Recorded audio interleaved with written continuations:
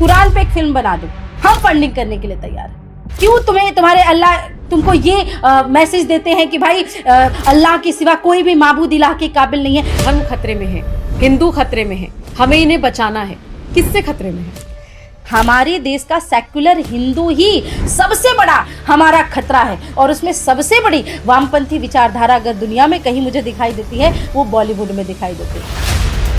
अरब देशों से फंडिंग आती है केवल और केवल हिंदू धर्म को नीचा दिखाने के लिए, और तथाकथित रहीम चाचा को बड़ा उदार और बड़ा ही कहते दिलदार दिखाने के लिए कि इनसे बड़ा तो खुदा का बंदा दूसरा कोई हो नहीं सकता। आइटम बम बना करके तुम किस्मत पर फूल गए, 65, 71 और 99 के युद्धों को शायद भूल गए। तुम याद करो अब्दुल हमीद ने पेटेंट टैंक जला डाला, हिंदुस्तानी नेटो ने अमेरिकी जेट जला डाला। तुम याद करो गाजी का बेड़ा झटके में ही डुबा दिया, ढाका के जनरल नियाजी को दूध छटी का पिला दिया। तुम याद करो 90,000 उन बंदी पाक जवानों को। तुम याद करो शिमला समझौता, इंदिरा के एहसानों को। वाह, बहुत धन्यवाद, बहुत ही खूबसूरत।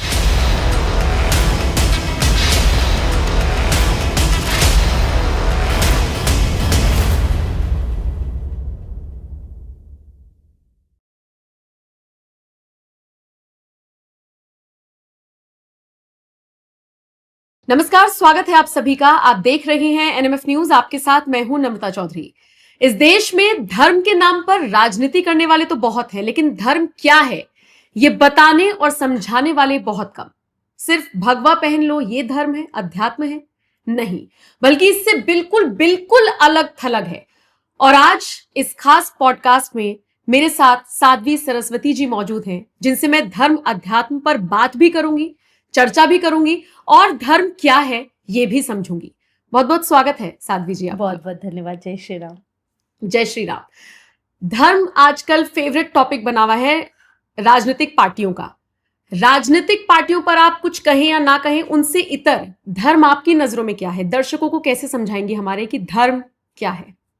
हमारे शास्त्रों में कहा गया है धार्यते इति धर्मः, जिसे धारण किया जाए वो धर्म है।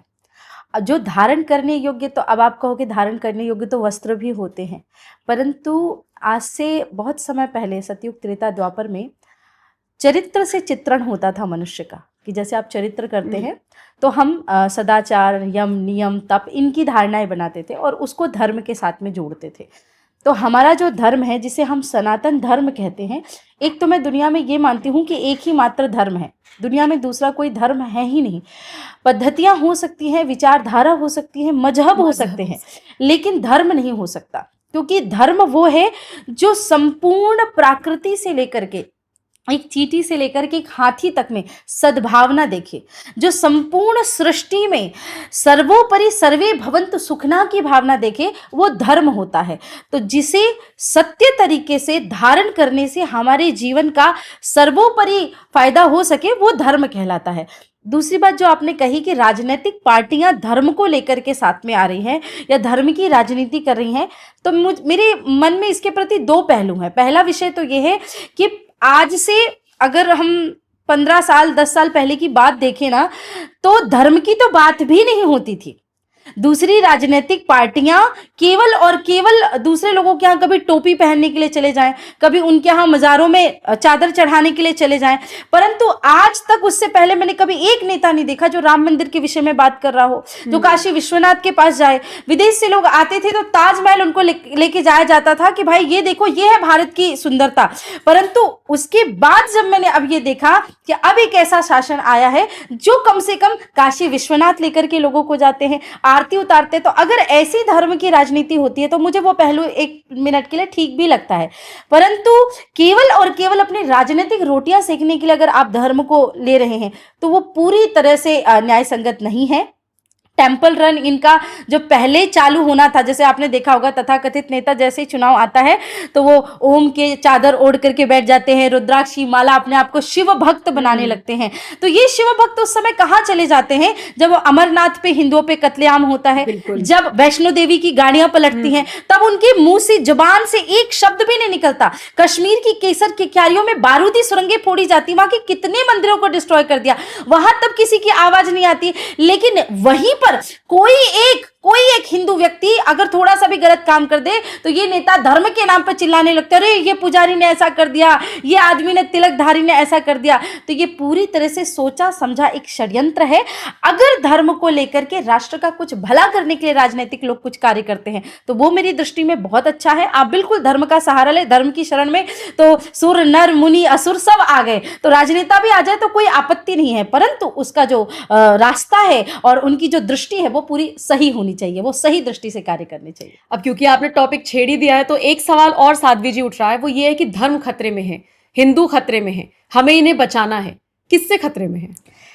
मैं पहले तो यही कहूंगी कि धर्म खतरे में नहीं है, ऐसा तो बिल्कुल मत, क्योंकि धर्म, हमारा सनातन धर्म जो है ना, वो अपने आप में ही बहुत बड़ी ऊर्जा है जो पूरी दुनिया को सात्विकता देता है। दुनिया का एक भी धर्म ऐसा आप मुझे बता दीजिए, या मैं तो कहूंगी कि एक भी ऐसा पंथ भी बता दीजिए जो ऐसा कह दे, तथाकथित जो लोगों के हिसाब से धर्म है, ऐसा बता दीजिए जो ये कहता हो कि विश्व का कल्याण हो।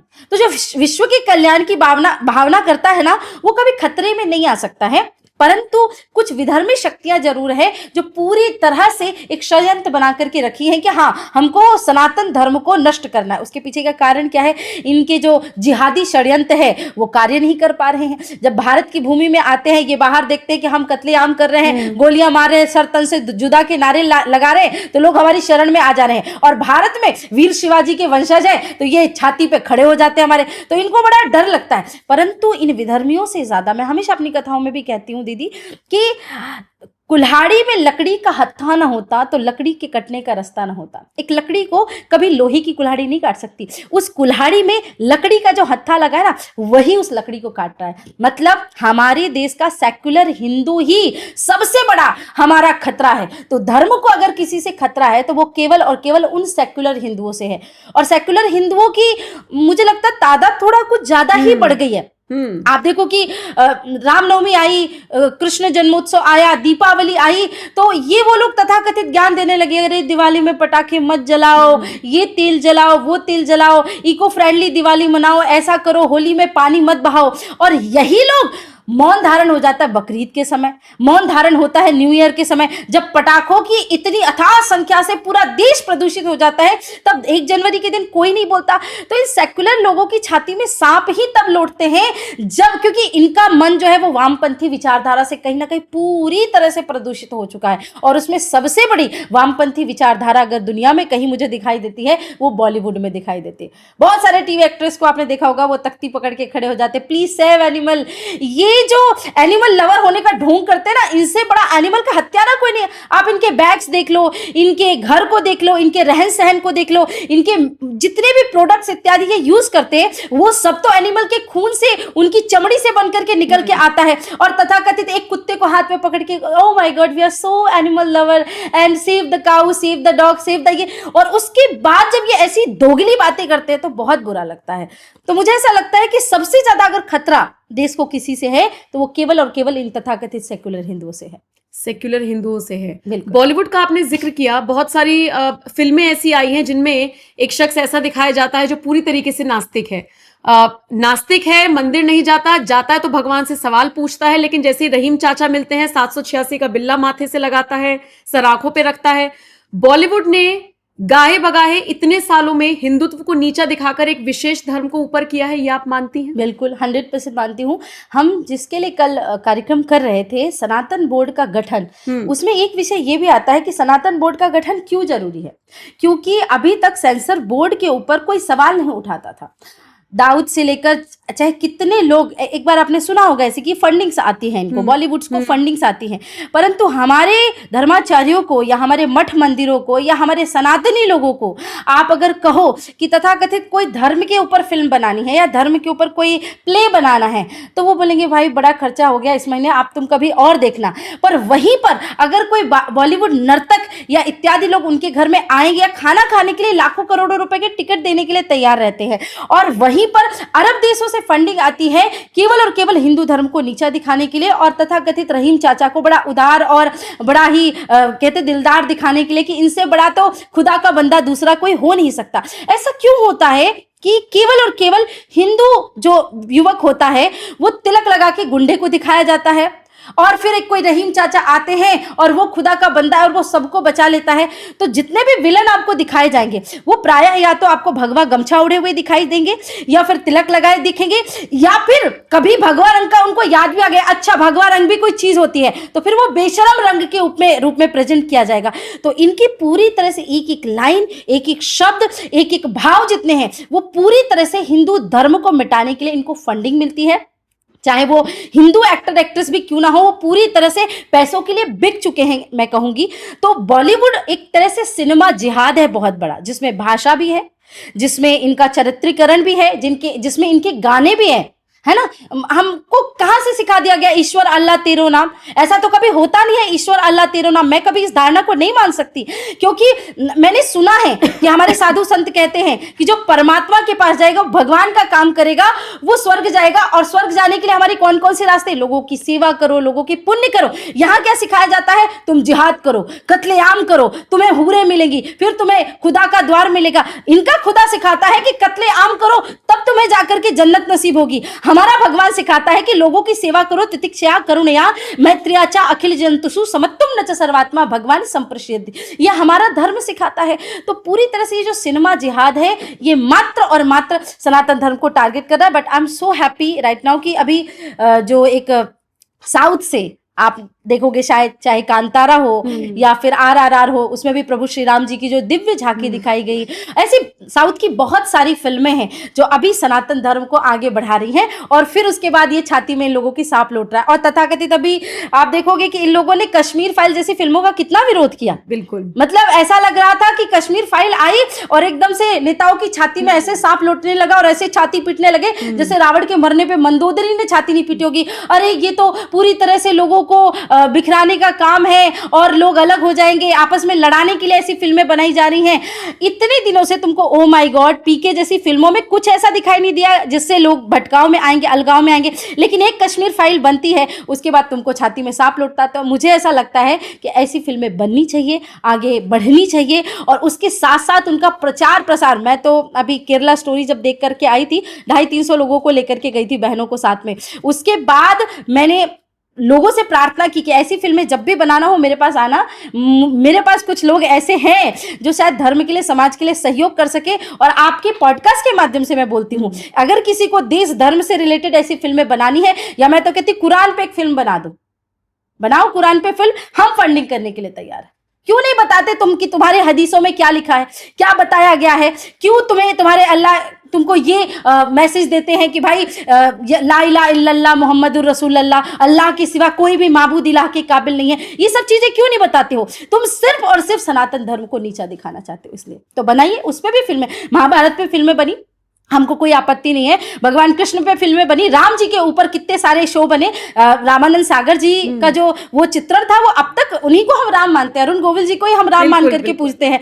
तो बनाइए आप, अगर आपका कुरान इतना ही पाक है तो उस पे फिल्म बनाइए। लेकिन आप जिस तरीके की बयानबाजी कर रही हैं, नुपुर शर्मा वाला केस आपको याद ही होगा, धमकियां मिलती हैं आपको, बहुत ब्लंटली आप बोल रही हैं चीजों को। मैं 6 वर्ष की उम्र से कथा कर रही हूँ, 8 वर्ष की उम्र से राष्ट्रीय स्वयंसेवक संघ के साथ मिल करके मात्र संघ और विश्व हिंदू परिषद की मैंने अभी तक 700 से ज्यादा सभाएं की है। हर सभा में मेरा एक ही उद्देश्य रहा है, राष्ट्र धर्म समाज को सुरक्षित करना।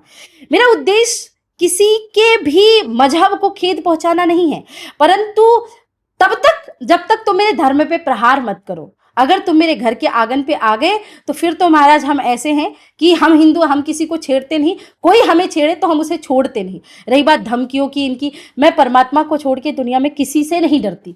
जिस वक्त मैं कर्म पे विश्वास करती हूँ, गीता पढ़ती हूँ, कर्मणो ह्यपि बोधव्यम बोधव्यम च विकर्मणः, हम जानते हैं अवश्यमेव भोक्तव्यम कृतम कर्म शुभाशुभम, जब जैसा कर्म करेंगे उसका फल भुगतना पड़ेगा। मेरी मृत्यु अगर किसी जिहादी के हाथ से होगी, हो जाएगी, कोई फर्क नहीं पड़ता, परंतु जितनी भी सांसें परमात्मा ने दी है वो केवल और राष्ट्र धर्म समाज के लिए ही उपस्थित है। उसके अलावा दूसरा कोई रास्ता ही नहीं मेरे जीवन का। मैं छोटी थी, मतलब मुझे ऐसा लगता है ना किसी के जीवन की हैबिट हो जाती है लाइफ का कि उसको ये गोल नहीं है, मेरा कोई प्रोफेशन नहीं है। बहुत सारे लोग कहते हैं ना कथा प्रोफेशन है, कथा मेरा प्रोफेशन ही नहीं है, ये मेरी जीवन शैली है। कोविड के टाइम पे जब 2-2.5 साल के लिए सब कुछ बंद हो गया था ना, मैं व्याकुल हो गई थी। मैं ऑनलाइन बातें करती थी, कभी ये सत्र आयोजन कर लिया, कभी वो सत्र आयोजन कर लिया। तो जिसने जीवन ही अपना धर्म समाज कथा के लिए समर्पित कर दिया हो, उसके लिए क्या ही फर्क पड़ता है कि कौन किसको धमकी दे रहा है। घर में आते हैं बहुत सारे लेटर्स आते हैं, धमकियाँ आती हैं, फोन्स आते हैं। जो हमारा ऑफिशियल नंबर है उस पर बहुत सारे दुबई, सऊदी, इधर उधर के प्रतिदिन के एटलीस्ट 10-15 मिस कॉल है। हमारे लोग भी समझ गए कि उनको उठाना नहीं है, कुछ अगर उठ गए तो फिर वो देख लेंगे, तुमको ये कर देंगे, तुमने बहुत सारे रेप केस का हवाला देंगे, बहुत सारे गंदे गंदे वीडियो भेजेंगे। यूट्यूब में भी ऐसे बहुत सारे वीडियो अवेलेबल हैं जो कहते हैं कि Sadhvi Saraswati you must watch before you speak. तो मुझे ऐसा लगता है कि जो ये बोल रहे हैं ये इनका डर है, और वो कहते ना कि ये डर मुझे अच्छा लगा, तो अच्छा लगता है मुझे उनका ये डर। आपने बताया 6 साल से आपने शुरुआत कर दी थी। 6 साल का बच्चा बहुत छोटा होता है। अगर मैं अपनी बात करूं, मुझे तो याद भी नहीं कि किस दिशा में जाना था, क्या पढ़ना था जी। 6 साल के बच्चे को किसने प्रेरणा दी कि इस दिशा में जाना है? मेरे दादाजी ने, परम पूजनीय आचार्य राम सजीवन मिश्रा जी, उनकी प्रेरणा से वो कथा करते थे। और हमारे घर का नियम था कि 6 बजे के बाद, मतलब जो आजकल लोग तथाकथित इंटरमिटेंट फास्टिंग लेकर के आए हैं ना, ये हमारे घर में हमेशा से चलता था। 6 बजे से पहले आपको भोजन कर लेना है। तो भोजन कर लेते थे और उसके बाद सब बैठते थे, सब बैठे और सत्संग होता था। तो दादाजी प्रतिदिन आधा घंटा 1 घंटा कथा सुनाते थे। सत्संग में सब बैठते थे। तो जब सब चले जाते थे अपने नित्य कार्यों के लिए, तो उसके बाद मैं बैठती थी और दादाजी को नीचे बैठाती थी कि अब मैं व्यासपीठ पे बैठूंगी। तो मुझे तो पता नहीं होता था, तो दादाजी बताते थे कि मैं टूटी फूटी भाषा में जो उस दिन उन्होंने प्रसंग सुनाया हूबहू उनको सुनाती थी। और ये लगभग 4-5 वर्ष जब मैं थी तब की बात है। तो दादाजी ने कहा कि हाँ, इसके अंदर कुछ तो है। तो उन्होंने प्रारंभ किया, वहाँ से सिखाया। हमारा रीवा में एक लक्ष्मण बाग करके स्थान है, गुरु स्थान है मेरे दादाजी का। तो मैं उनके साथ कथाओं में भी वहाँ पे जाती थी। सुनते सुनते सुनते सुनते हुआ, और फिर मैंने 6 वर्ष की उम्र में पहली कथा करी। परंतु दुर्भाग्य कुछ ऐसा रहा, जिनके लिए मैंने ये सब कुछ किया, मेरे दादाजी जिनसे मैं निकट थी, तो जब मैं 8 वर्ष की हुई तो उनका स्वधाम गमन हो गया। अब मुझे ऐसा लगा कि शायद ये जो जीवन है मेरा, ये दादाजी ने कुछ ना कुछ बोला है और ये कथा मुझे सिखाई है, मतलब उनका स्वप्न है। तो वो स्वप्न समझ के मैंने उसको जीना शुरू किया। और मेरे घर में मेरे पिताजी डॉक्टर थे, वो चाहते थे मैं डॉक्टर बनूं। तो मैंने कहा देखिए ऐसा है कि मैं अभी भी डॉक्टर ही बनना चाहती हूँ, बस ये कि आप शरीर के डॉक्टर हैं, मैं आत्मा के डॉक्टर बनना चाहती हूँ। अगर किसी ने मुझे रोक टोक की, मुझे मेरे दादाजी का सपना पूरा करना है, मैं तो वृंदावन भाग जाऊंगी। कोई महात्मा तो मिल ही जाएंगे जो मुझे अपनी शिष्या बना ले और आगे बढ़ा ले। घर वाले भी ठीक ठाक स्वभाव था उनका, उन्होंने मान लिया। उस समय उनको लगा कि बच्ची है, 10-15 साल की उम्र तक कुछ करेगी, उसके बाद वैसे ही मॉडर्न दुनिया में इसका मन भटक जाएगा। उनको पता ही नहीं था कि 10-12 साल की उम्र तक आते आते मैं इतनी ज़्यादा फेमस हो जाऊंगी, क्योंकि तब सोशल मीडिया का ज़माना नहीं था। और मेरी 13 वर्ष की उम्र में कविता बहुत फेमस हो गई थी, कश्मीर तो होगा पाकिस्तान नहीं होगा। तो मेरे पिताजी को, जैसे हम कभी भी कहीं कार्यक्रम के लिए एयरपोर्ट में जा रहे, अरे आपका वीडियो मैंने यूट्यूब में देखा। मुझे तो पता भी नहीं था यूट्यूब होता क्या है। तो उस समय जब वो चीज़ क्रांति फैली, तो उन्होंने समझ लिया था कि अब इनको रोका नहीं जा सकता। तो ऐसे ही ये कहानी प्रारंभ हुई।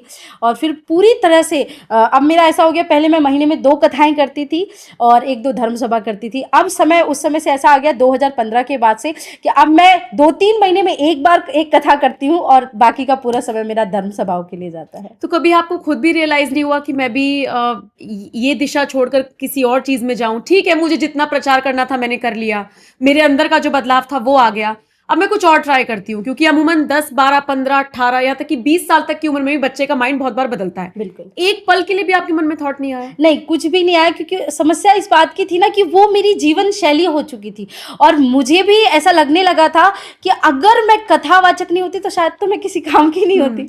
मतलब मुझे ऐसा कई बार किसी को लगता है ना कि अगर मैं ये नहीं होती तो ये होती। मुझे सेकंड थॉट आते ही ऐसा लगता है कि अगर मैं कथा नहीं कर रही होती तो मैं शायद कुछ कर ही नहीं रही होती। तो वो मेरे लिए सबसे ज़्यादा दुखदाई ये क्षण भी होता है कि शायद कुछ ऐसा चीज़, हाँ उसके अलावा संगीत इत्यादि से मुझे बहुत प्रेम है, लगाव है, परंतु ऐसा कभी जीवन में आया ही नहीं कि मुझे ऐसा लगे कि मैं कुछ और कर सकती हूँ। मैम, आपने एक कविता का जिक्र किया, वो बहुत फेमस हुई थी। अगर आपको याद हो और अगर आप सुनाना चाहें हमारे दर्शकों को। याद कैसे नहीं रहेगी, क्योंकि उस 13 वर्ष की उम्र में बोली हुई कविता को आज हर मंच में, लगभग ऐसा कोई भी मंच नहीं होगा, अगर मैं बोलूंगी आपसे कि मैंने 800-900 बार से ज्यादा वो कविता खुद ही बोल दी है। तो मेरे साथ साथ बहुत सारे लोगों को याद हो गई है। उस कविता को दोहराने से पहले मैं उसका एक परिप्रेक्ष्य आपको बताती जो जी। उस समय था और जो अब उसके लिए मैं बोल सकती हूँ, वो भी एक परिप्रेक्ष्य दिख रहा है मुझे। उस समय कश्मीर की स्थिति बहुत बुरी थी। कश्मीर में जब भी कोई व्यक्ति जाता था, आप विश्वास नहीं करेंगे, इतनी सुंदर जगह है। मैं विदेशों की एक से एक सुंदर जगहों पे गई हूँ, पर मैं आज तक कश्मीर नहीं जा पाई, क्योंकि जितनी बार मेरे कार्यक्रम के आयोजन की बात या कहीं ऐसा होता था कि जम्मू कश्मीर में, तो स्टे लग जाता था या आयोजन रद्द हो जाता था या धमकियाँ आ जाती थी या लोगों को बोल दिया जाता था कि अगर तुमने इनका कार्यक्रम करवाया या ऐसा कुछ भी हुआ, मतलब साधारण एक धर्म सभा नहीं, भागवत कथा की भी अगर बात हो, भजन कीर्तन की भी बात, तो मैं कभी आज तक जा नहीं पाई। वो दुर्भाग्य मेरा रहा है। कश्यप ऋषि की तपस्थली, तो कहीं ना कहीं मन में वो गुबार था, वो दुख था, वो कष्ट था। उस समय वो मैंने कविता बोली कि कश्मीर तो होगा लेकिन पाकिस्तान नहीं होगा। लेकिन अब का जो परिप्रेक्ष्य है, मैं ये बात जानती हूँ कि जितना कश्मीर हमारे पास है, लोग बोलेंगे कि अभी मन को शांति नहीं मिली है ना, कश्मीर की सब स्थितियां अब जब ठीक हो गई फिर भी शांति नहीं मिली। शांति तब तक नहीं मिलेगी जब तक पूरा का पूरा कश्मीर हमारा नहीं होगा। पीओके यानी पाकिस्तान ऑक्यूपाइड जो कश्मीर है, वो हमारा कश्मीर, हमारी कश्यप ऋषि की। वैसे तो पाकिस्तान भी हम सब जानते हैं कि वो भारत का ही अभिन्न अंग था और उसके टुकड़े टुकड़े कर दिए, परंतु कम से कम जो हमारे ऋषियों की तपस्थली है वो हमें पूरी मिलनी चाहिए। और उस पूरी कश्मीर की स्थिति को समझने के लिए और पूरी स्थिति को जानने के लिए और उस भाव को बताने के लिए उस समय जो मैंने वो बात दोहराई थी, वो आज मैं आपके इस पॉडकास्ट के माध्यम से कहना चाहती हूँ कि हमको डराया जाता है, हमको धमकाया जाता है। पाकिस्तान सदैव से ये बोलता रहा है कि हम ये हमले कर देंगे, हम वो हमले कर देंगे। तब मैंने उन मंचों से कहा था 13 वर्ष की उम्र में कि हम डरते नहीं अड़बम्बों से, विस्फोटक जलपोतों से, हम डरते हैं ताशकंद शिमला जैसे समझौतों से। सियार भेड़िए से डर सकती सिंहों की औलाद नहीं, भरत वंश के इस पानी की है तुमको पहचान नहीं। आटम बम बना करके तुम किस्मत पर फूल गए, 65, 71 और 99 के युद्धों को शायद भूल गए। तुम याद करो अब्दुल हमीद ने पेटेंट टैंक जला डाला, हिंदुस्तानी नेटो ने अमेरिकी जेट जला डाला। तुम याद करो गाजी का बेड़ा झटके में ही डुबा दिया, ढाका के जनरल नियाजी को दूध छटी का पिला दिया। तुम याद करो 90,000 उन बंदी पाक जवानों को। तुम याद करो शिमला समझौता, इंदिरा के एहसानों को। अब की जंग छिड़ी ते सुन ले, नाम निशान नहीं होगा, कश्मीर तो होगा लेकिन पाकिस्तान नहीं होगा। ये आवाक्स, ये एटम बम पर हिम्मत कौन दिखाएगा? अरे इन्हें चलाने को क्या बोलो, बाप तुम्हारा आएगा। अब की चिंता मत कर, चेहरे का खोल बदल देंगे। इतिहास की क्या हस्ती है, पूरा भूगोल बदल देंगे। धारा हर मोड़ बदल के लाहौर से गुजरेगी गंगा, इस्लामाबाद की छाती पे लहराएगा भारत का झंडा। रावलपिंडी और कराची तक सब कुछ गारत हो जाएगा, सिंधु नदी के आर पार पूरा भारत हो जाएगा और फिर सदियों सदियों तक जिन्ना जैसा शैतान नहीं होगा। कश्मीर तो होगा लेकिन पाकिस्तान नहीं होगा। वाह, बहुत धन्यवाद। बहुत ही खूबसूरत। और ये आपने 13 साल की उम्र में जी, खुद से लिखा? जी जी जी, 13 वर्ष की उम्र में मैंने पहली बार इसे बोला था। मैंने इसे लिखा नहीं है, मैं सदैव अपने मंचों से ये बात बोलती हूँ, क्योंकि कवि बहुत भाव से इन भाषाओं को लिखता है। और बहुत दुख मेरे लिए रहा कि जिस पुस्तक में मैंने ये पढ़ा, मुझे पुस्तक के दोनों पन्ने आगे पीछे के फटे हुए मिले, तो मुझे कवि का नाम तक नहीं पता था। पर जितनी बार भी मुझसे ये बात पूछी गई है, मैं सदैव से, और बहुत सारे लोगों ने उसका श्रेय लेने के लिए मुझे बोला हमने लिखी, पर मैं जानती हूँ वो पुस्तक लगभग 15-20 साल उससे भी पहले पुरानी रही होगी। जब मेरे पिताजी के पास आई थी 1992 में, और 1992 से 15-20-25 साल पुरानी पुस्तक थी। तो उसके बाद जब 15-20 वर्ष के बालक कवि कहते हैं कि हमने ये कविता लिखी, तो मैंने कहा भैया मैं ही 2007-8 में मैंने इसको बोला है, तो आप कैसे इसकी बात कर सकते हैं। परंतु हाँ, इस कविता को आवाज मैंने दी है, और ये कविता शायद परमात्मा की कृपा से इस कविता को जन जन पहुंचाने का एक जो छोटा सा सेवा का कार्य था, वो परमात्मा ने मुझे दिया। बिल्कुल। अभी थोड़ी देर पहले हम सनातन बोर्ड का जिक्र कर रहे थे। ये मांग तब से उठी है जब से वक्फ बोर्ड की संपत्ति सबके सामने आई है, या वक्फ बोर्ड जिस तरीके से दावे ठोक देता है, वो दादागिरी टाइप जो चीजें सामने आई हैं।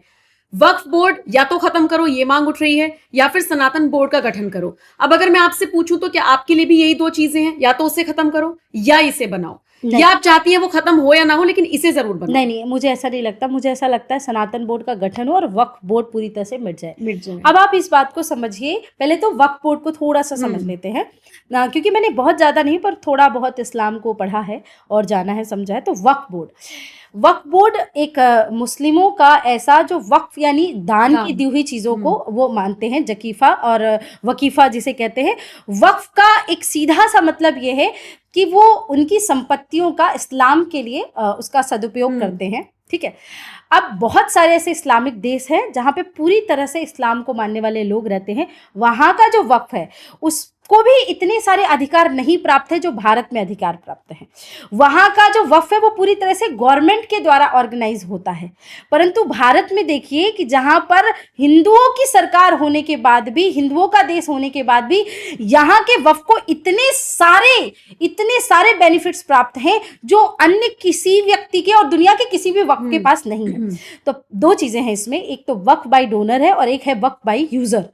तो वक्फ बाय डोनर का जो भाव पहले मैं बता देती हूँ कि जैसे जहांगीर हुए, अकबर हुए, बाबर हुए, इनके जितने भी राजाधिराज हुए, उन्होंने अगर बोल दिया कि ये संपत्ति आज से हमने इस्लाम के लिए दे दी, तो वो उन्होंने बोल दिया कि वक्फ बाय डोनर ये किसको हो गई, वक्फ को हो गई। अब पहली बात तो ये है कि इनका इस्लाम कहता है कि किसी और के खुदा की जहां पूजा होती है वहां हम अपने खुदा को मान नहीं सकते, अपवित्र है। वो अपवित्र है इनके लिए। तो इनके लिए हलाल और हराम आपने सुना होगा, दो शब्द।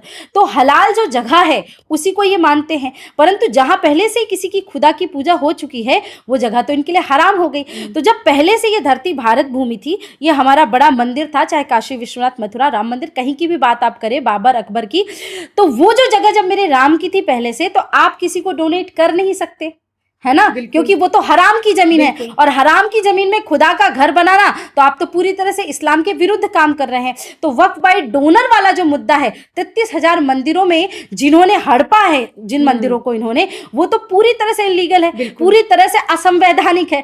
अब वक्फ बाय यूजर की बात करते हैं, तो वो सबसे बड़ा कॉमेडी का अगर कोई हंसी की बात है वो वक्फ बाय यूजर में आता है कि अगर इन्होंने कहीं पर भी किसी समय तक, निश्चित समय तक अगर इन्होंने नमाज पढ़ ली, तो ये जमीन, ये वक्फ की दावा ठोक सकते हैं।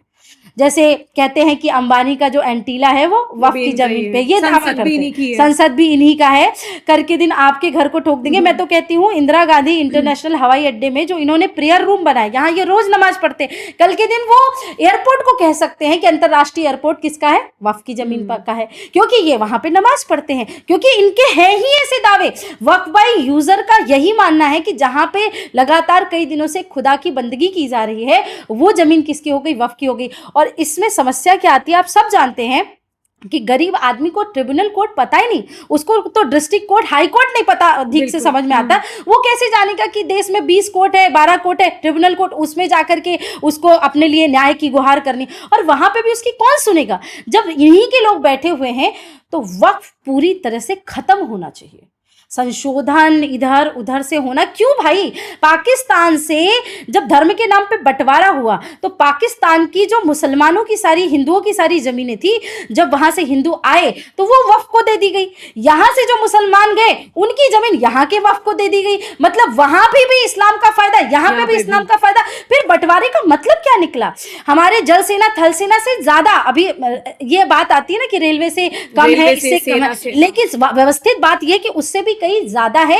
ये सिर्फ आपको आधारित पेपरों पे इतनी जमीन मिलती है कि 9 लाख कुछ एकड़ इनके पास जमीन है, पर वास्तविकता में इससे कहीं ज्यादा इन्होंने कालनेमी की तरह जमीनों को हड़प करके रखा है, इन्होंने खा करके रखा। और वास्तविकता में अगर जीता जागता भी कलयुग का कोई राक्षस है तो वो वक्फ है, उसका सबसे पहले पूरी तरह से खात्मा होना चाहिए। और उसके बाद सनातन बोर्ड का गठन इसलिए जरूरी है कि आप मुझे बताइए, आपको अगर इस देश से निकाल दिया जाए तो आप कौन से देश जाओगे।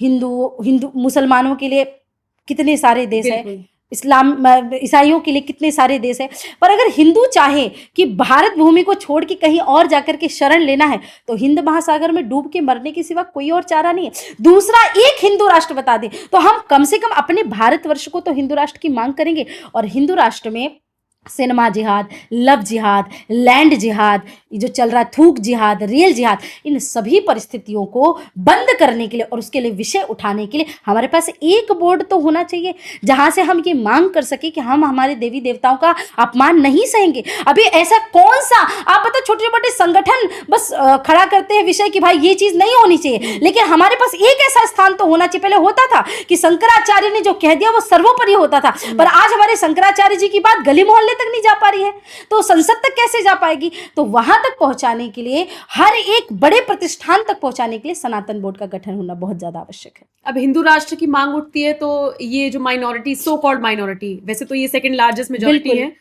ये लोग कहते हैं कि हम कहां जाएंगे, हमारा क्या होगा। तो अगर हिंदू राष्ट्र की मांग उठती है या हिंदू राष्ट्र कभी अगर हम देखते हैं कि बनता है तो इन लोगों का क्या होगा। देखिए, समस्या इस बात की है ना कि हम बहुत ही अच्छी भावना के लोग हैं। हम मतलब कितना भी बुरा हो जाए ना तो हम बुरे नहीं बन पाएंगे। अगर यही प्रश्न आप किसी मुस्लिम से करते, कट्टर मुस्लिम से, तो वो कहते कत्लेआम कर देंगे जी, एक दिन हिंदू राष्ट्र बनने दीजिए। वो कहते ना 15 मिनट के लिए पुलिस हटा दो, हम ये कर देंगे वो कर देंगे। परंतु नहीं, मैं एक माथे पे तिलक लगाने वाली व्यक्ति हूँ, संध्या करने वाली व्यक्ति हूँ, परमात्मा को मानने वाली व्यक्ति हूँ। मैं ये नहीं कहूँगी कि हिंदू राष्ट्र बनते ही मुस्लिमों को यहाँ भगा दिया जाएगा, वहाँ भगा दिया जाएगा। आप सत्यता के रूप में, मैं ये नहीं कहती आप राम राम जप के भारत में रहना, आप भारत माता की जय बोल के भारत में रहना, आप वंदे मातरम गाओ, आप जनगण मन पे खड़े हो जाओ। इतना अगर आप करते हैं तो आप भारत में रहने के अधिकारी हैं। पर अगर आप भारत माता को गालियां देते हैं, आप हमारे ही देश का के ध्वज का सम्मान नहीं करते, तो फिर आप इस देश में रहने के अधिकारी नहीं। हिंदू राष्ट्र का मतलब बिल्कुल भी ये नहीं है कि केवल हिंदू ही यहाँ पे रह सकते हैं। हम वो भावना के व्यक्ति हैं जो हम कहते हैं कि सर्वे भवन्तु सुखिनः सर्वे सन्तु निरामया, अतिथि देवो भव की भावना थी हमारी, हम उसी का पालन करेंगे, परंतु अब अपनी शर्तों पे करेंगे। हमारे पूर्वजों ने क्या किया, अतिथि देवो भव कह के खुद के अंतःपुर को छोड़ करके वो अंदर बाहर हॉल में आकर के सो गए, उनको अपना शयन कक्ष दिया और उन्होंने उस शयन कक्ष के साथ साथ उनकी पूरी जमीनों को हड़प लिया। हमारे पूर्वजों ने ये किया होता कि अकबर बाबर की औलादों को 10 फीट जमीन के नीचे अगर गाड़ दिया हो गया होता ना, तो आज ये जो इनके कुकुर मुत्ते संतानें पैदा हो रही होती ना, वो नहीं हो रही होती। और उनसे भी बड़ी, सबसे बड़ी जो समस्या है अकबर बाबर की, जो हमने कहानियां पढ़ ली है ना किताबों में, और उसकी वजह से जो तथाकथित सबसे बड़े नपुंसक जो पैदा हुए हैं वो है सेक्युलर हिंदू, जो कहते हैं हिंदू मुस्लिम सिख ईसाई आपस में सब भाई भाई। ऐसा there is nothing kind of Hindu Muslim Sikh ईसाई भाई भाई। सिख हमारे भाई हैं, जैन हमारे भाई हैं, पर मुस्लिम हमारे भाई नहीं हो सकते। जो हमारी गाय को काट के खाता है वो हमारा भाई हो ही नहीं सकता।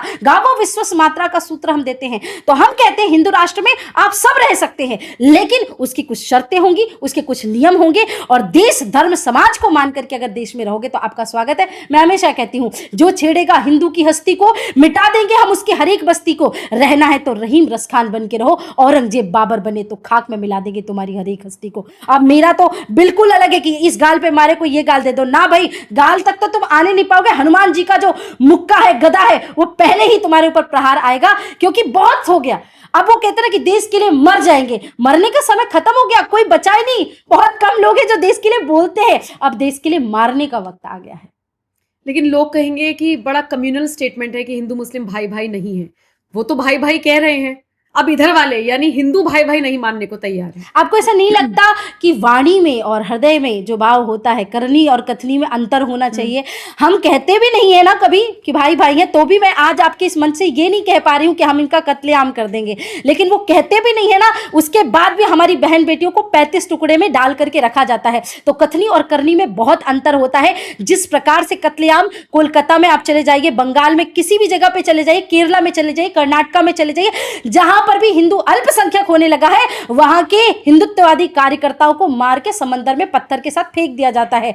हम कोई व्यक्ति अगर यात्रा निकाल रहा होता है इनके धर्म का, तो हमारे लोग घर के अंदर का दरवाजा बंद करके ठंडे से बैठ जाते हैं। इनके यहाँ की महिलाएं गर्म पानी लेकर के रामनवमी की यात्रा पे लोगों के लिए पानी उड़ेलती हैं, पत्थर बरसाती हैं। तो आपको ऐसा नहीं लगता कि ये लोग भाईचारे की बात करते हैं? चलो करते ना भाईचारे की भावना। आज से तुम सब कह दो कि गाय हमारी माता है, हम आज के बाद गौमांस को परित्याग करते इसके बाद नहीं खाएंगे। तुम कह दो आज भाईचारे की भावना कि कोई भी मुस्लिम युवक अगर किसी हिंदू बहन बेटी के साथ विवाह करके आएगा, उसके ऊपर हम फतवा जारी करेंगे। क्यों नहीं कहते तुम ये सारी बातें? तो यहाँ पे सिर्फ भाईचारा मुंह से बोलने के लिए होता है। भाई और चारा, इनका मतलब ये होता है कि भाई बना करके चारा डालो। भाईचारे का मतलब ये नहीं है कि किसी के साथ गले लग करके उसका सहयोग करो। तो इनकी भाईचारा की थ्योरी पे कभी मत आइएगा। और बहनों से भी निवेदन करती हूँ, सबसे बड़ा धोखा इस दुनिया में अगर मुस्लिमों के द्वारा दिया गया कुछ है तो वो है भाईचारा। भाईचारे जैसी भावना इनके अंदर कहीं होती ही नहीं, बिल्कुल भी। अच्छा, जब हम किसी साध्वी को देखते हैं तो हमारे अंदर एक ऐसी भावना आती है, बहुत सॉफ्ट, कोमल एकदम, जब वो बोलेंगी तो मुंह से फूल झड़ेंगे। लेकिन आपको जब मैं कभी सुनती हूँ, और बहुत सारी ऐसी साध्वी हैं, तो एकदम फायर ब्रांड इमेज निकल के सामने आती है कि यार कैसे बोल दिया, वह गजब बोल दिया। इस तरीके के लोग आपके वीडियो पर कमेंट करते हैं कि बहुत फायर ब्रांड बोलती हैं। तो एक साध्वी को हम उसी तरीके से देखें, या ये बदलाव इसलिए आया है क्योंकि अब आप लोग राष्ट्रभक्ति की तरफ बढ़ गए हैं? मुझे ऐसा लगता है दोनों चीज़ें हैं। मुझे बहुत इच्छा होती है टू बी वेरी सॉफ्ट और ऐसे नॉर्मल। ममत्व तो हमारा गुण है। हाँ। मतलब मैं कभी अपने आप को ये कंपेयर नहीं करूंगी कि अरे आप तो एक पुरुष की तरह वो है। भाई क्यों, मैं मुझे भगवान ने एक स्त्री बनाया है। I am proud to be महिला की। बहुत अच्छा लगता है मुझे। मैं भी सॉफ्ट होना चाहती हूँ, मैं भी सरल होना चाहती हूँ, मैं भी श्रृंगार करना चाहती हूँ, मैं भी गीत गाना चाहती हूँ खुशी के। लेकिन क्या होता है कि जब देश में इस प्रकार का वातावरण चल रहा हो ना, तो गीत श्रृंगार के नहीं गाए जाते, उस समय क्रांति के ही गीत गाए जाते हैं। देश काल परिस्थिति के अनुसार हमें कार्य करना पड़ता है। और बचपन से जैसी मेरी शिक्षा दीक्षा हुई तो मुझे भी ऐसा लगता था कि गौ माता की सेवा करनी चाहिए। मुझे तो पता ही नहीं था कि सेवा तो बहुत दूर की बात है, पहले तो गौ माता को संरक्षित करना पड़ेगा। तो जिस बच्ची ने बचपन से, मतलब मेरा जन्म गौशाला में हुआ है, मैं आपको बता दूं। मेरी माताजी प्रसव पीड़ा में परेशान हो गई और उसी समय गौशाला में थी, वो कुछ कार्य कर रही थी और अचानक से मैं पैदा हो गई। तो मुझे वो एक हमेशा से लगा और मेरा क्रोध ही वहीं से जागृत हुआ कि जिस देश में हम गाय को माँ कहते हैं वहां पर गौ माता की ऐसी हत्या होती है। अब जिस बच्ची को बचपन से गौ माता से इतना प्रेम था, जब बाहर निकले और उसे पता चला कि उसकी माँ को लोग काट करके खा रहे हैं, स्टेटस सिंबल मानते हैं, उसे गुस्सा नहीं आएगा तो क्या आएगा। आपकी माँ को कोई छेड़ दे रास्ते पे, बस स्टैंड पे, आपका खून खोल जाता है। मेरी माँ को तो लोग कत्लेआम काट करके खा रहे हैं। तो मुझे ऐसा लगता है कि उस समय विरह के गीत नहीं गा सकते, उस समय श्रृंगार के गीत नहीं गा सकते, उस समय कोमल नहीं रह सकते, उस समय आपको वीरांगना बनना पड़ेगा। और ये हमको गलत सिखाया गया कि हमारे साधु संत माला लेकर के जंगलों में बैठते थे। हमारे यहाँ के साधु संत ऐसे थे जो परशुराम के वंशज थे। अगर किसी एक व्यक्ति ने धर्म समाज संस्कृति के लिए गलत किया तो 21 बार उन विधर्मियों को पृथ्वी से विहीन कर दिया उन्होंने। हमारे यहाँ ऐसे ऐसे संत हुए, दधीच ऋषि जैसे संत। दुनिया के 3 सबसे बड़े महान धनुष सारंग, पिनाक और गांडीव अगर कहीं से बने तो दधीच ऋषि की हड्डियों से बने हैं। तो दधीच ऋषि ने तो धर्म समाज के लिए अपनी हड्डियां दान कर दी। ऐसे ऐसे संत हुए, विश्वामित्र ऋषि जैसे संत। दशरथ जी महाराज को कह दिया अगर राम और लक्ष्मण को नहीं भेजोगे तुम्हारी पूरी अयोध्या को पानी में डुबा दूंगा, क्योंकि मैं राक्षसों का वध करने के लिए जा रहा हूं। तो यहां कहते कि क्रोध का सही जगह पे आना बहुत जरूरी है। अगर आपने सही समय पे सही स्थान पे क्रोध नहीं किया तो पूरे जीवन भर भी आप कितना भी देश धर्म समाज के लिए काम कर लो, किसी मतलब का नहीं है। तो मुझे लगता है कि महिलाओं के अंदर रानी लक्ष्मीबाई ने एक बहुत अच्छी बात सिखाई है। सभी ने चित्र देखा होगा कि जब समय चुनौती का आए तो अपनी ममता को छाती में नहीं बांटना चाहिए, अपनी ममता को पीठ में बांध लेनी चाहिए। और पीठ में क्या टांगना चाहिए, अपनी पीठ में चारों तरफ से अस्त्र शस्त्र और कवच को सुसज्जित करके हाथ में शौर्य की तलवार उठाना चाहिए और उस पुत्र को भी दिखाना चाहिए कि तेरी मां वीरांगना है। हाथ में तलवार लेकर के शत्रुओं का सिर काट के जब वो ममतामयी मां भारत माता की गोद में भरती है ना, तो वास्तविकता में उसका जीवन सार्थक होता है। तो मुझे ऐसा लगता है कि ममता, करुणा स्त्री का श्रृंगार है, पर समय चुनौती का आए तो फिर ममता को छाती में बांधना बहुत आवश्यक हो जाता है। इसका मतलब जो मैं अगला सवाल पूछने जा रही हूँ, आप उससे बखूबी सहमत होंगी, बटेंगे तो कटेंगे, ठीक है फिर? बिल्कुल 100% ये बात है। मैं तो बहुत पहले से ये बात बोलती आ रही हूँ कि बटेंगे तो कटेंगे। और मुझे ये बहुत प्रसन्नता है कि आज भारत के हर हैशटैग में ये चल रहा है कि बटेंगे तो कटेंगे। हर कोई इस पर बात कर रहा है, समझ रहा है, जान रहा है, वो ये बात जानता है। इससे पहले जब मैं ये बातें कहती थी तो लोग कहते थे साध्वी जी इतना भी कोई वो नहीं है, हमारा जो फला दोस्त है वो तो बहुत ही अच्छा है ना। और लड़कियां भी, अभी आपने सुना होगा तथाकथित लव जिहाद में जब वो फंसती हैं तो मेरा वाला अब्दुल ऐसा अच्छा है। तो जब वो 35 टुकड़ों में बाद में किसी और को देखती है तो फिर वो इस बात समझती है कि सारे अब्दुल एक जैसे होते हैं। हमें हर हिंदू मर गए हैं क्या, या हिंदुओं में प्रेम की, हमारे यहाँ सबसे बड़ा प्रेम का, शेक्सपियर को लोगों ने पढ़ा होगा लेकिन कभी कालिदास जी को पढ़ के देखिए। प्रेम की पराकाष्ठा दुनिया को अगर किसी ने सिखाई है तो उन्होंने सिखाई है। किसी ने मेघदूत पढ़ा होगा, किसी ने कुमार संभवम पढ़ा होगा, तो उसे पता होता कि वास्तविकता में प्रेम क्या है। ऐसा नहीं है कि मैं राष्ट्र धर्म की बात करती हूँ तो मैंने ये सब चीजें पढ़ी नहीं है। मेरे पास आप बात करने के लिए जिस परिस्थिति का समय होगा मैं उस प्रकार की बात करूंगी। तो हिंदू बहन बेटियों से बताना चाहती हूँ कि भारतीय संस्कृति सनातन धर्म जैसा प्रेम दुनिया में कोई आपको कर ही नहीं सकता। वो आपको काले कपड़े में लपेटने के लिए लेके जा रहे हैं और हम कहते हैं यत्र नारी पूज्यंती रमंती तत्र देवता। यहाँ पुरुष भी स्त्री के चरण छू करके उनको प्रणाम करता है, भले वो आपका पति है, पिता है, भाई है, लेकिन वो आपको सम्मान देते हैं। तो प्रेम में केवल प्रेम नहीं होता, प्रेम में सम्मान होता है, प्रेम में अंडरस्टैंडिंग होती है, बहुत सारी चीजें होती हैं। परंतु ये सब चीजें कहाँ से शुरू हुई? सेक्युलरिज्म से, भाई भाई से। फिर हम उनके घर आने लगे, फिर हम इनके यहाँ जाने लगे।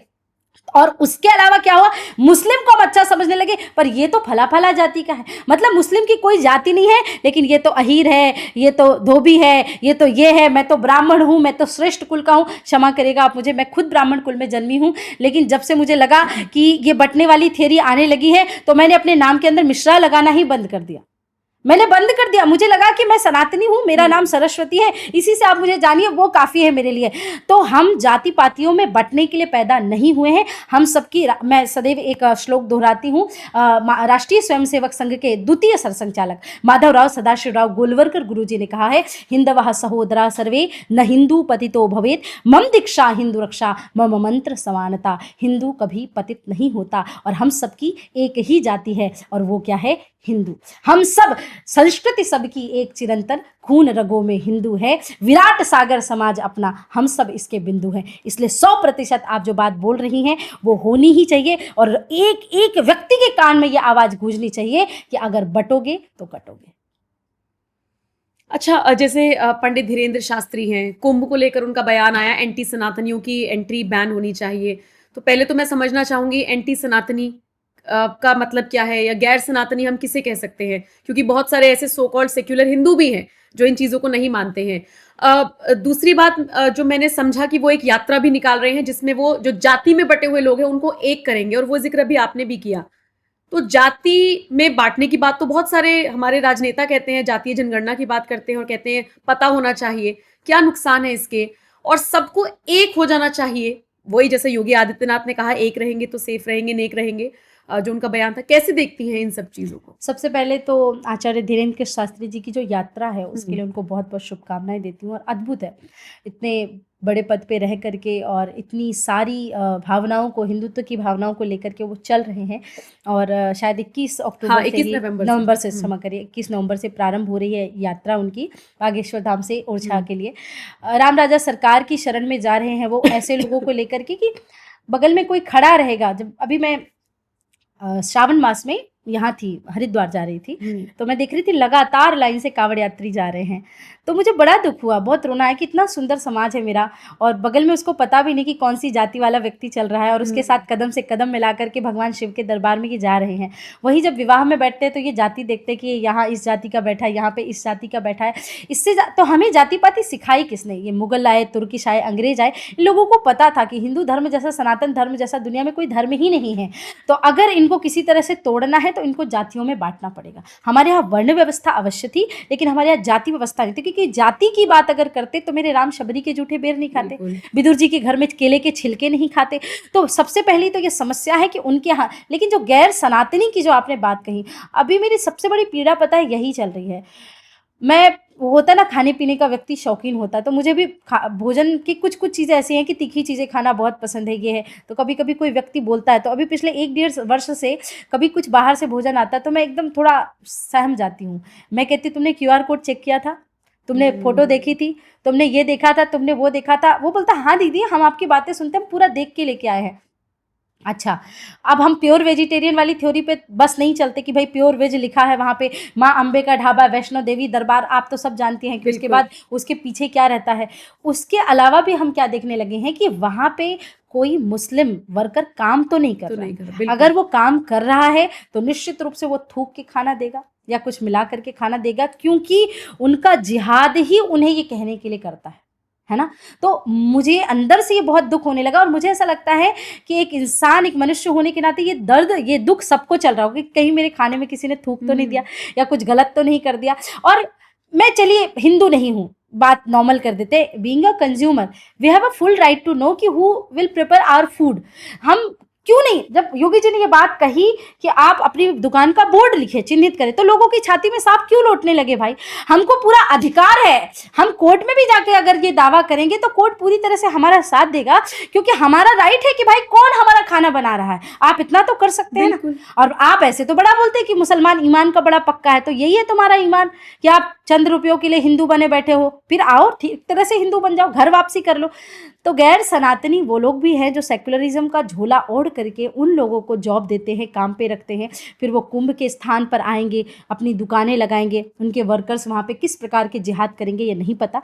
इसलिए मेरा मेला समिति से लेकर के प्रयाग कुंभ से लेकर और माननीय योगी आदित्यनाथ जी से सभी से ये निवेदन है कि कुंभ क्षेत्र में पहली बात तो गैर मुस्लिम का भी प्रवेश वर्जित हो, गैर मुस्लिम लोगों की दुकानें भी ना लगे और ऐसे गैर सनातनी जो व्यक्ति इस प्रकार की बातें करते हैं उन्हें चिन्हित करके उन पे भी पूरी तरह से प्रतिबंध लगाया जाए। और सबसे बड़ी बात एक और मैं बात कहूँगी, अभी थोड़े दिन पहले आपने सुना होगा तिरुपति का विषय चला था, बिल्कुल है ना। तो मुझे ऐसा लगता है कि जैसे आपने जर्नलिज्म की पढ़ाई की है और आपको मैं जाके कह दूं कि आप सर्जरी करके आ जाइए तो आप कर पाएंगे? बिल्कुल नहीं। कोई डॉक्टर को अगर मैं जाके कहूंगी कि आप एक काम करिए, आप एक साइंस का एक सेशन ले लीजिए, एक फिजिक्स के थ्योरी बता दीजिए लोगों को, नहीं कर पाएंगे। या फिर कोई एक टीचर है उसको मैं आप कहूंगी कि आप एक काम करिए थोड़ी दिन के लिए यहाँ फला फला मेरा बिजनेस संभाल लीजिए।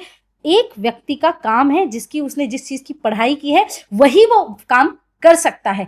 तो मठ मंदिरों के लिए हमारे यहाँ वेदों का नियम बनाया कि वेद पाठी ब्राह्मणों से लेकर के इस प्रकार के लोग मंदिरों को संभालते हैं। तो ये क्या तुक्का हुआ कि भाई गैर हिंदुओं को आपने मंदिर समिति में डाल दिया कि भाई एक ईसाई भी होना चाहिए, एक ये भी होना चाहिए, एक वो, कोई धर्मशाला चल रही है क्या? आप हमारे भगवान के नाम पे किसी को भी मंदिरों में प्रवेश देते रहेंगे? जो भगवान को मानता नहीं उसका मंदिर में प्रवेश से क्या, और फिर वो हमारे भगवान का प्रसाद कैसे बना सकता है? और जब जब एक गैर हिंदू का प्रवेश आएगा वो इसी प्रकार की घटनाएं बहुत सारी जगह होती रहेंगी। अभी तक तो तिरुपति की बात आई है और जाने ऐसी कितनी जगहों पे होता होगा। जिन जिन जगहों पे लोग परिचित है कि भाई ये गैर हिंदू है हमारे यहाँ, उसे अभी अभी अपनी समिति से अपने ट्रस्ट से निकाल फेंकिए, वरना इस प्रकार की स्थिति देखने को मिलेगी। और मैं बहुत प्रसन्न हूं कि ये स्थिति हमने भी कभी, आपने भी कभी, मैंने भी खाया ही होगा तिरुपति का प्रसाद, और उस बात का दुख और बहुत कष्ट है, पर उस पाप को हम कैसे मिटाएंगे अपने अंदर से? आप मुझे बताइए। किसी और के किए का जो कष्ट और सजा हमें मिल रही है तो वो बहुत कष्टकारी, बहुत दुखदाई होता है। तो इस पूरी भावना में मैं आपसे बस इतना ही कहना चाहूंगी, जो गैर हिंदू है वो किसी भी प्रकार से हमारे तीर्थ क्षेत्र, हमारे मंदिर क्षेत्र और हमारे आसपास के स्थानों से दूर रहना चाहिए। और हिंदू इतना टॉलरेंट है कि वो सड़कों पर नहीं उतरा इसके विरोध में, बस दुख करके बैठ गया, बस मांग करने लगा। हम अगर यही चीज कहीं और हुई होती तो बवाल मच गया। हमारे यहाँ समस्या इस बात की नहीं कि हमारे लिए बताई हर चीज गई है कि इस परिस्थिति में करना क्या है, पर क्योंकि अगर आप अपने शास्त्र पढ़ोगे ही नहीं तो आपको पता कैसे चलेगा। हमारे यहाँ ये चर्च से मोमबत्ती उठा करके एक स्त्री के सम्मान में ला करके रख दी गई, क्योंकि यहाँ चर्च वालों का शासन रहा तो उन्होंने हमको मोमबत्ती हाथ में पकड़ा दी। जबकि एक स्त्री के सम्मान के लिए हमारे यहाँ क्या होता था, लंका दहन कर दी जाती थी, महाभारत का युद्ध हो जाता था इतना बड़ा, एक स्त्री के सम्मान के लिए तो हुआ। लेकिन हमको मोमबत्ती सिखा दी कि भाई कुछ भी हो तो मोमबत्ती जला दो और हम तुम्हारी आत्मा की शांति के लिए RIP। ये कौन सिखा के गया हमको? ये सारी चीजें केवल और केवल इन्हीं लोगों ने तथाकथित कुछ सालों में सिखाई। हमारा धर्म सदैव से, इसलिए मैं एक कविता बहुत हमेशा दोहराती हूँ कि मुझे कभी कभी लगता है कि ये तो मेरा भारत देश है ही नहीं, ये एक आर्टिफिशियल देश का निर्माण किसी ने कर दिया है कि जहाँ सस्य श्यामला धरा न हो, नभ हवन धूम्र में भरा न हो, जहाँ प्रकृति सुंदरी के अधरों पर मदमाती मुस्कान नहीं, वो मेरा हिंदुस्तान नहीं। जहाँ स्वार्थ दशानन ने हर ली, मानवता की मिथिलेश रली, आदर्श राम के नेत्रों से स्नेह अश्रु की धार बही, अब कौन प्रगट समरूप धरे, स्वार्थ की लंका दाह करे, जहाँ प्रगट पराक्रम ज्ञान रूप श्री राम भक्त हनुमान नहीं, वो मेरा हिंदुस्तान नहीं। लोगों ने रोटी कपड़ा मकान के लिए अपने आप को इतना गुलाम बना लिया। मैं तो हमेशा कहती हूँ हिंदुओं सावधान हो जाओ, है ना। रोटी कपड़ा मकान के लिए जियोगे ना, जैसा अयोध्या में हुआ, लोग बोले कि हमारे यहाँ बिजली नहीं आती थी, हमारे ये नहीं आता था, हमारा लोकल नेता ये नहीं सुनता था, इसलिए हमने बीजेपी को वोट नहीं दिया, हमने किसी और को चुना, जिसने तुम्हें तुम्हारा 500 वर्षों का खोया हुआ सम्मान वापस ला के दिया। तुम अपने रोटी कपड़ा मकान के, और लोग बोलेगी साध्वी जी रोटी कपड़ा मकान बस कुछ नहीं होता, बहुत कुछ होता है। मैं मानती हूँ बहुत कुछ होता है, लेकिन जिस दिन तुम केवल रोटी कपड़ा मकान के लिए लड़ोगे ना, आने वाला समय इतना भयावह आ जाएगा कि शायद तुम्हारे मुंह से रोटियां छीन ली जाएगी, तुम्हारे घर जला दिए जाएंगे और कपड़े फाड़ दिए जाएंगे। और अगर मेरी बात पे विश्वास नहीं होता तो एक बार बांग्लादेश की स्थिति जरूर देख लेना।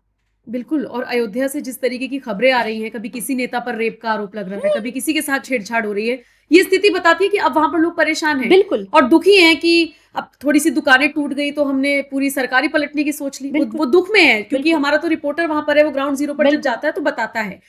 अच्छा, वापस अध्यात्म की तरफ आते हैं। कुछ लोग हंसते हैं, मजाक उड़ाते हैं जब उनसे मैं अपना एक्सपीरियंस शेयर करती हूँ, या कहीं से कोई ऐसी खबर आ जाती है कि ऐसे ऐसे हो गया।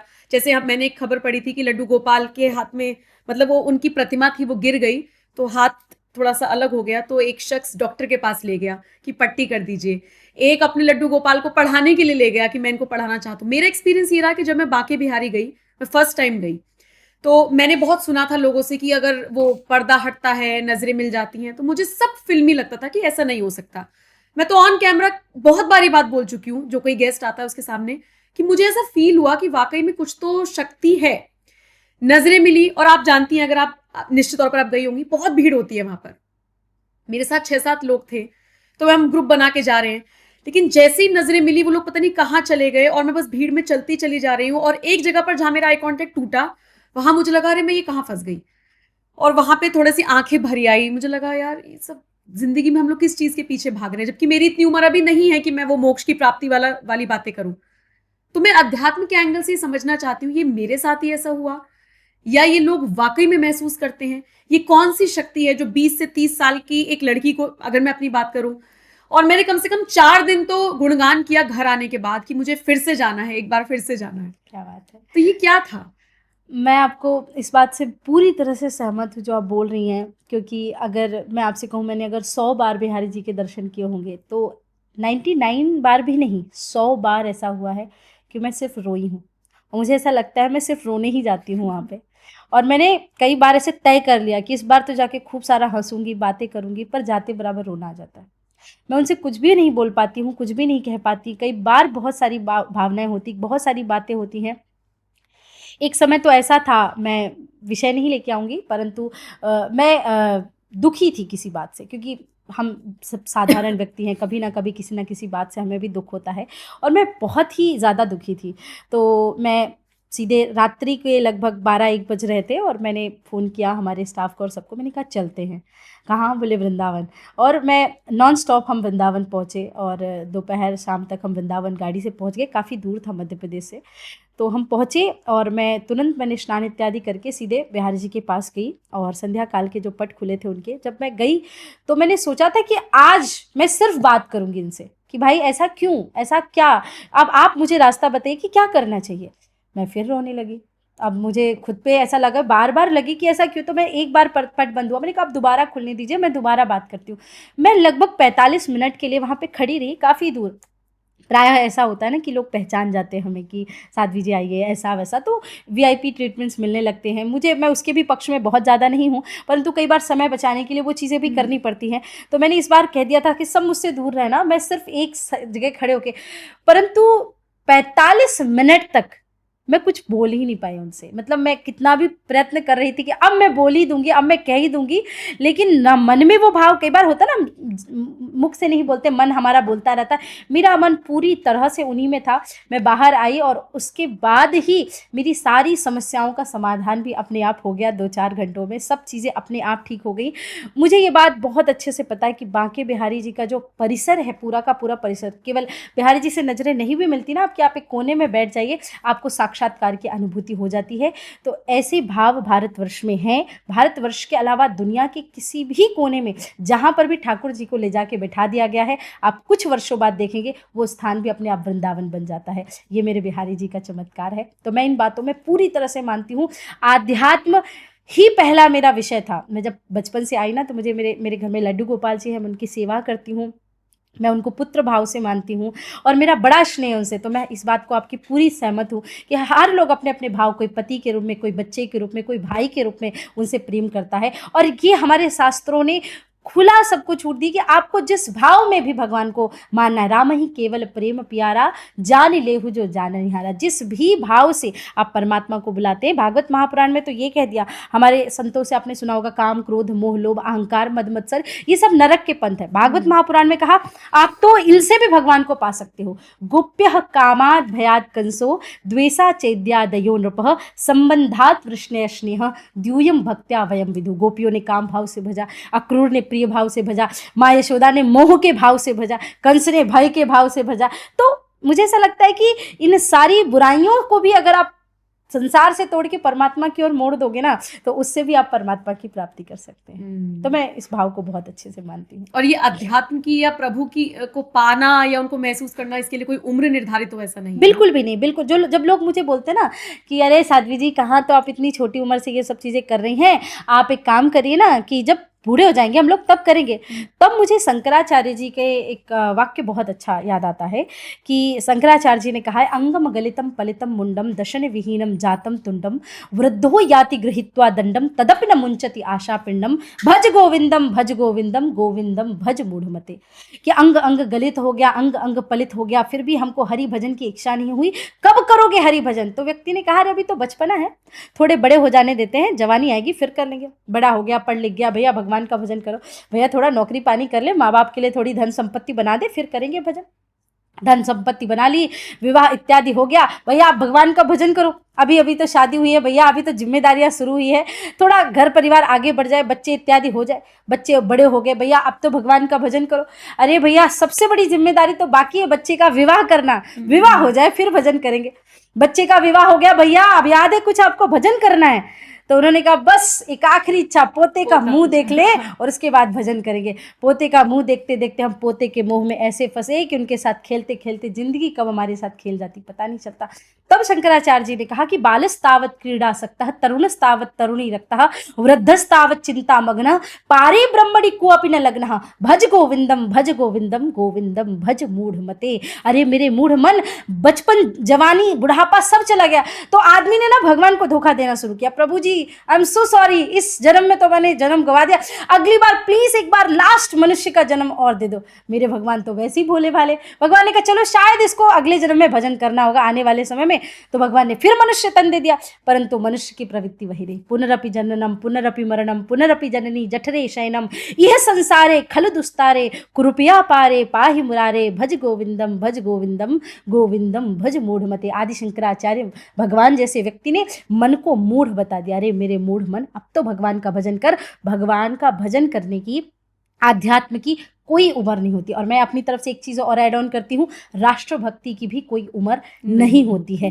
हम जितनी राष्ट्रभक्ति बचपन में और जवानी में कर सकते हैं, बुढ़ापे में आप नहीं कर पाएंगे। आपको यात्राएं करनी होगी या आपको देश भ्रमण करना होगा या किसी जगह जाना होगा, बुढ़ापे में आप कैसे? आपके जोड़ों में दर्द हो रहा है, आपको ब्लड प्रेशर का प्रॉब्लम है, शुगर आपका बढ़ रहा है, लो हो रहा है, कैसे कर पाओगे? हेडगेवार जी जो राष्ट्रीय स्वयंसेवक संघ के संस्थापक थे, तो जब वो गाँव गाँव गली गली जाके संघ का प्रचार करते थे तो उनको बहुत सारे लोग कहते, बेटा अभी तो बच्चा है, बड़ा हो जाएगा फिर करना। तो वो कहते थे कि आप भी तो बड़े हो गए, लेकिन अब मुझे आप ऐसा ज्ञान दे रहे हैं कुछ करने के बजाय।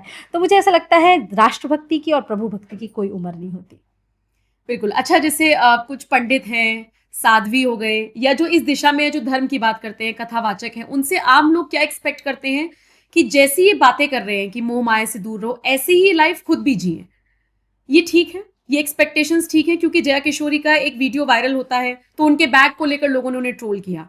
कोई कह रहा है वो चमड़े का बना हुआ है, कोई कह रहा है विदेशी ब्रांड है, कोई कह रहा है कि वो खुद पैसे लेती हैं कथा करने के। इस तरीके से किसी कथावाचक को ट्रोल करना, अगर कोई आपको अध्यात्म का रास्ता दिखा रहा है, आपको अच्छी बातें बता रहा है, तो जरूरी है वो एकदम सीधी सपाट जिंदगी ही जिए? वो अपने शौक पूरे नहीं कर सकता? देखिए, अध्यात्म का मार्ग बताना, कोई पाप तो कर नहीं रहे, बहुत अच्छा काम कर रहे हैं। तो आप जैसे हम कहते हैं ना कि हम डॉक्टर हैं, हम इंजीनियर हैं, तो हर कोई व्यक्ति, जया किशोरी जी बहुत अच्छी मोटिवेशनल स्पीकर हैं, कथावाचक भी हैं, और उन्होंने कभी भी ये दावा नहीं किया कि मैं मोह माया से दूर रहने की बात करती हूँ। और जहाँ तक मैं उनको जानती हूँ, वो लेदर इत्यादि इस्तेमाल नहीं करती। और उन्होंने ये बात भी बताई है कि मैं पूरी तरह से प्रामाणिकता से कहती हूँ, वो एक जूट का बैग है। रही बात, हम जब भी कुछ किसी के पास से खरीदते हैं ना, तो अभी तो इतना ज़्यादा अवेयरनेस आ गया, कई बार पता भी नहीं चलता कि आप एक पेन भी खरीदते हो और वो किसी चमड़ी का या इत्यादि का बना होता है। तो हम पूछते आवश्यक है, लेकिन कई बार जरूरी नहीं है कि वो चीज़, कई बार होता है ना कि काफ लेदर या ये सारी चीज़ें बहुत सस्ती मिलती है, स्नेक स्किन और ये सब चीज़ें बहुत एग्जॉटिक और महंगी होती, तो वो सस्ते में रोड में भी कई बार लोगों को मिल जाती है और रेगजीन समझ करके लोग खरीद कर ले आते हैं। तो इतनी बात को लेकर के ऐसे ट्रोल नहीं करना चाहिए किसी भी व्यक्ति को। मुझे ऐसा लगता है कि इतनी सारी चीजें जब मौलवी हलाला के नाम पे और इतने गंदे गंदे काम करके आ जाते हैं, तो उनके धर्म का एक व्यक्ति भी उनको कुछ भी नहीं बोलता है, डिफेंड करने आ जाते हैं, बल्कि बिल्कुल उनके प्रति बात करने के लिए आ जाते हैं। परंतु हमारे धर्म का एक बच्चा भी मैंने देखा था, वो धर्म के काम राधे राधे करता है, वो करता है, उसको लेकर भी लोगों ने ट्रोल करना शुरू कर दिया।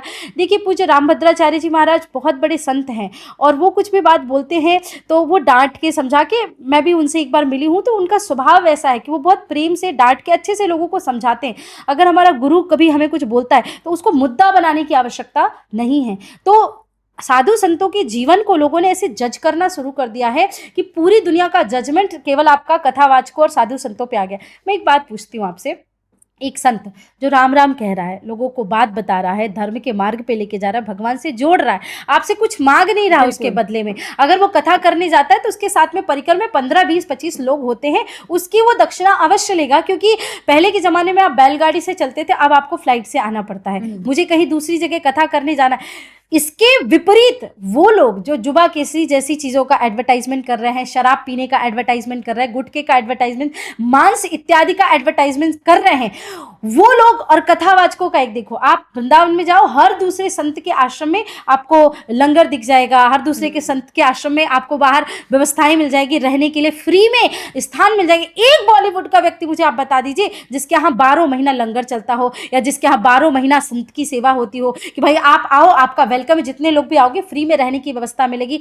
हमारे संत साधु इस प्रकार से लोगों की सेवा कर रहे हैं 12 महीना, 10,000 से ज्यादा हमारे यहाँ ऐसे आश्रम हैं जो नित्य प्रति सुबह उठ के ये सोचते हैं कि आज इतने हजार लोगों को भोजन कराना है, और वहां पे नित्य प्रति उठ करके बॉलीवुड अभिनेता ये सोचते हैं आज अपनी फिल्मों को इतने हजार के क्लब में शामिल करना है। उनकी फिल्मों को देख करके तुम आते हो और कहते हो शंकर जी पे दूध मत चढ़ाओ, और यहां पर कोई संत अगर तुम्हें सदमार्ग का मार्ग दिखाए तो तुम उल्टा उन्हीं पे बात करते, अच्छा आपने तो सिखाया है मोह माया से दूर रहना है, और आप खुद ऐसा बैग लेकर, आप खुद ऐसे घर में रहते हो, आप खुद ऐसी लग्जरी में जीते हो। तो मुझे ऐसा लगता है कि व्यक्ति को कर्म पे ध्यान देना चाहिए, वो कैसे कर्म कर रहा है, वो क्या सिखा रहा है, उसकी सीख हमको लेकर के उसके विपरीत। हाँ, ऐसे काफ़ी सारे लोग हैं, मैं ये नहीं कहूँगी, एक दो लोग हैं जो ऐसे फालतू की बातें करते हैं जो मुझे इस क्षेत्र में समझ में भी नहीं आती, और उनका बहिष्कार भी होना चाहिए, पर इस लेवल पे नहीं कि भाई समोसा खा लो कृपा आनी शुरू हो जाएगी, या आपने ऐसे बहुत सारे लोगों को देखा कि तुम्हारी पत्नी को ऐसे सुला दो, ये कर दो तो वो हो जाएगा,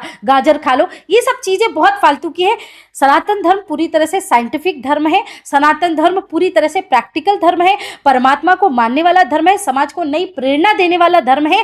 लेकिन मैं कोई डाइटिशियन नहीं हूं कि मैं आपको बता दूंगी कि इससे आपका जोड़ों का दर्द ठीक हो जाएगा। हाँ, मुझे ये ज्ञान है कि क्या चीज सही है क्या चीज गलत है, मैं उसके बारे में बता सकती हूँ कि ये खाइए, पर आप का चीज इससे ठीक हो जाएगा मैं वो नहीं बता सकती। मैं कोई साइंटिस्ट नहीं हूं कि आपको ये बता दूं कि फला फला बिजली के तार को जोड़ने से ये चीजें बन जाएगी। तो जो तरह तरह के नुस्खे और फॉर्मूले आते हैं, मुझे उससे भी थोड़ी सी आपत्ति है, पर मुझे ऐसा लगता है, मेरे पास भी बहुत लोग आते हैं कि भाई साध्वी जी बच्चा नहीं हो रहा, हम क्या करें।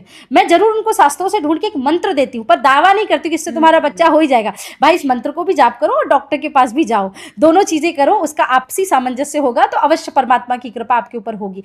पर जो साधु संत कथावाचकों को ट्रोल करने का लोगों ने वो बना लिया, ट्रेंड बना लिया है ना, उसको प्लीज बंद करिए। ये कथावाचक जिस दिन नहीं रहेंगे उस दिन हो सकता है बहुत कड़वा है, लेकिन तुम्हारी सिर्फ दाढ़ी मूछे नहीं रहेंगे, है ना, गंदा शब्द है, तुम्हारा घूंघट नहीं रहेगा, माताओं को बुरखों से लपेट दिया जाएगा, आंचल नहीं रहेगा, शायद उसके साथ उनके बहुत बुरा लगता है सोच के भी, क्योंकि मेरी कुछ बहनें हैं जो मैंने उनको बहुत समझाया था कि भाई ऐसा नहीं, तो ना नहीं, हर मुस्लिम ऐसा नहीं होता। और फिर जब उस रात को वो गई और उसका विवाह हुआ और उसके साथ उसके पूरे परिवार ने जब दुष्कर्म किया, और उसके बाद वो छुप के खेतों से कहीं फोन लगाई कि दीदी आपने गलत, मुझे सिखाया था मैंने गलत किया, मुझे वापस ले जाइए। हम उसको वापस लाए, और शायद वो ट्रॉमा में थी, 2017 की बात है।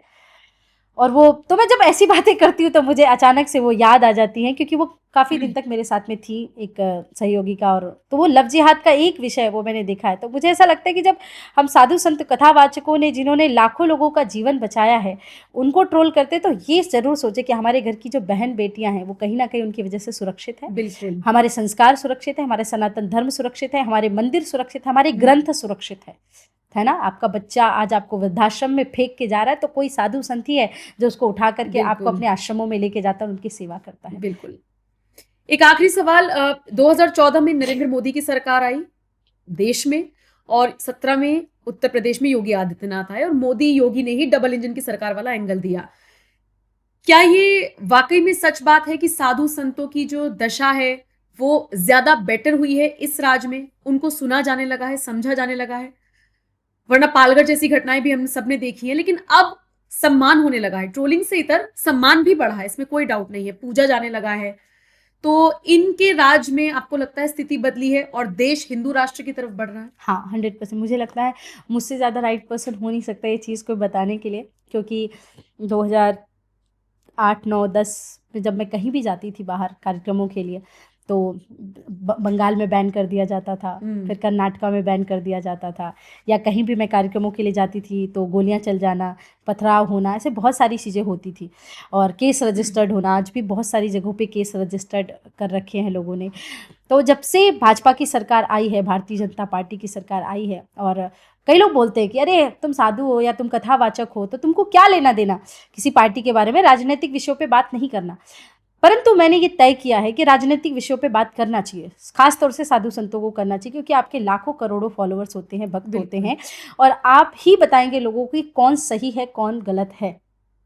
आप बताइए कि भारतीय जनता पार्टी से संतों का सम्मान तो बढ़ा है, निश्चित रूप से इसमें कोई दो राय नहीं है, परंतु इसके साथ साथ हिंदुओं का भी बहुत सम्मान बढ़ा है।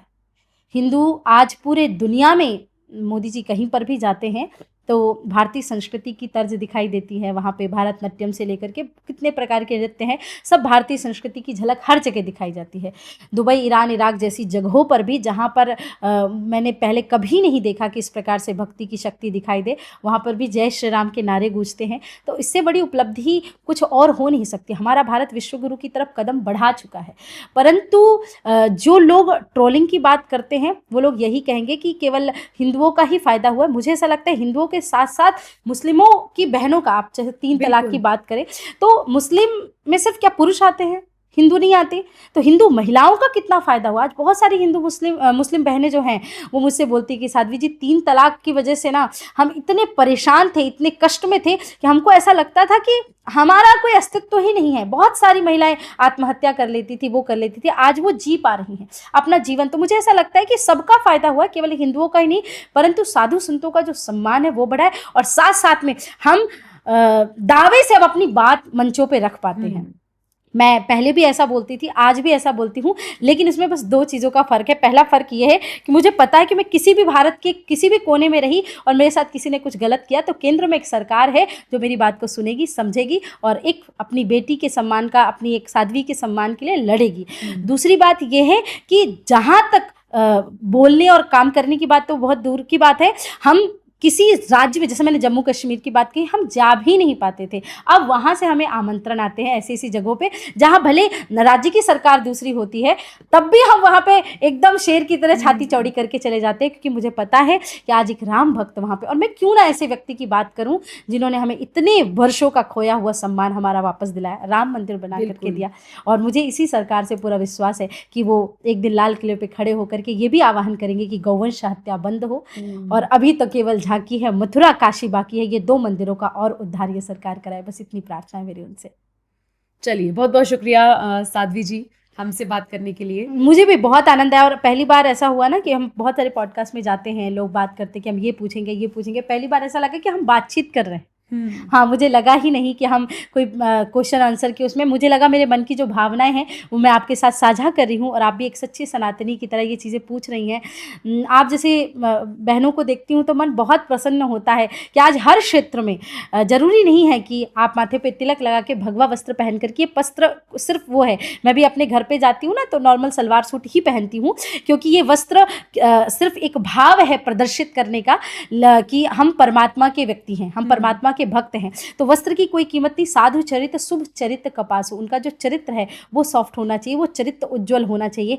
परंतु बहुत प्रसन्नता होती है जब भारत की सभी बहनें, और एक चीज़ और बोलना चाहूँगी कि जब बहनों की बात आती है तो रील की बात आती है, तो आज 2 पक्ष बट गए हैं। एक पक्ष वो है जो नंग धड़ंग रील बनाते हैं, और एक पक्ष वो है जो भगवान की भक्ति के रील बनाते हैं। तो कई बार लोग बोलते हैं रील बनाना गलत है, मैं तो कहती हूँ अगर कोई रील के माध्यम से भी भगवान के पास तक जा रहा है तो बहुत अच्छी बात है, कोई बात नहीं उसमें, क्योंकि युवा, मुझे लगता है पहले तीर्थों में बुजुर्ग ज्यादा जाते थे, अब युवाओं की संख्या ऋषिकेश में, हरिद्वार में, काशी विश्वनाथ में, महाकाल में बढ़ गई है। तो मुझे बहुत प्रसन्नता होती है, और मैं चाहती हूँ हर क्षेत्र में, चाहे राजनीति का क्षेत्र हो, चाहे मीडिया का क्षेत्र हो, चाहे किसी भी क्षेत्र में, और शिक्षा का क्षेत्र हो, वहाँ पर हमारी बहनें बढ़ चढ़ के कदम बढ़ाएं और सनातनी बन करके बढ़ चढ़ के कदम बढ़ाएं। उससे बहुत, तो मुझे बहुत बहुत शुभकामनाएं आपको और आपके पूरे चैनल और आपकी टीम को है। बहुत बहुत धन्यवाद। Thank you so much. बात करने के लिए आपने वक्त निकाला, सुबह सवेरे का हमें टाइम दिया। बहुत बहुत शुक्रिया यहाँ पर आने के लिए। और जिन दर्शकों ने भी सरस्वती जी का ये पूरा पॉडकास्ट देखा, आपको कैसा लगा, उनके विचार कैसे लगे, कमेंट सेक्शन में हमें जरूर बताइएगा। नमस्कार। बहुत धन्यवाद। जय श्री राम।